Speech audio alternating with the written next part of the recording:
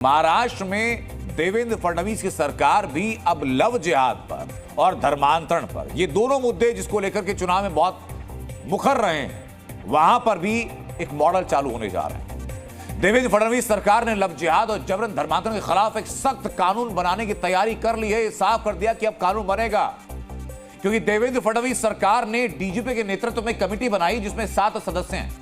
ये committee love जिहाद और जबरन धर्मांतरण को लेकर के हर एक कानूनी पहलू पर चर्चा करेगी, रिपोर्ट बनाएगी, रिपोर्ट सरकार को सौंपेगी और सरकार उस रिपोर्ट के आधार पर आगे एक्शन लेगी। लेकिन ये फैसला उठाया क्यों गया?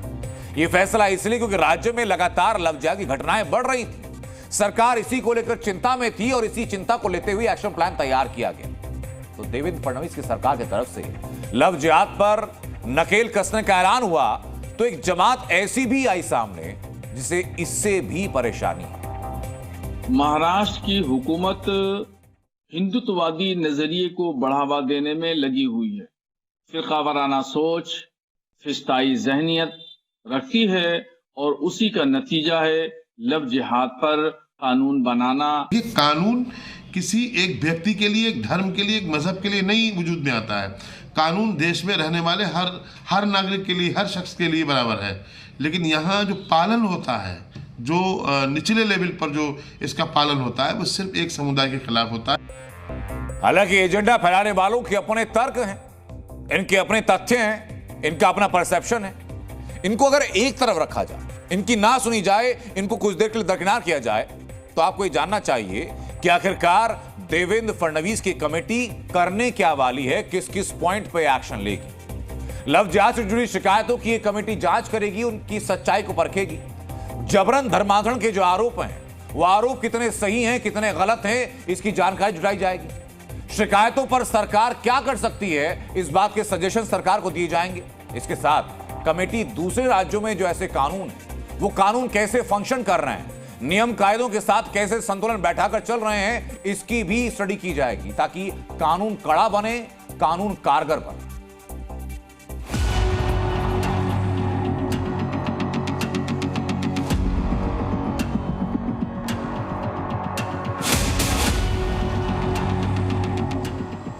महाराष्ट्र में लव जिहाद और जबरन धर्मांतरण करने वालों की खैर नहीं, क्योंकि देवा भाऊ की सरकार ने इससे निपटने के लिए पुख्ता तैयारी कर ली है।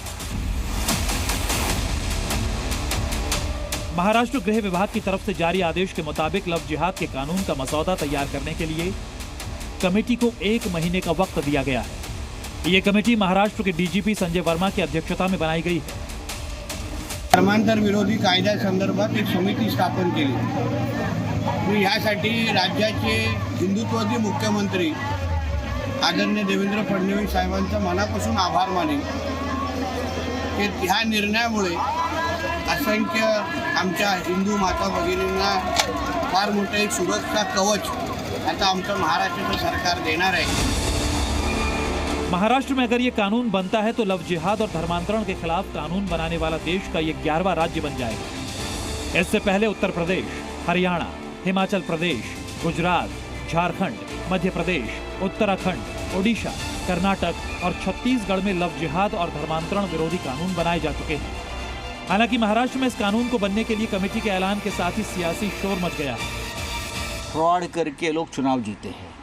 पूरे देश में जहाँ जहाँ बीजेपी की सरकारें हैं, यहाँ ये कन्वर्जन, लव जिहाद, ऐसी बातें उछाल कर माहौल खराब करने का ये काम ये लोग करते हैं।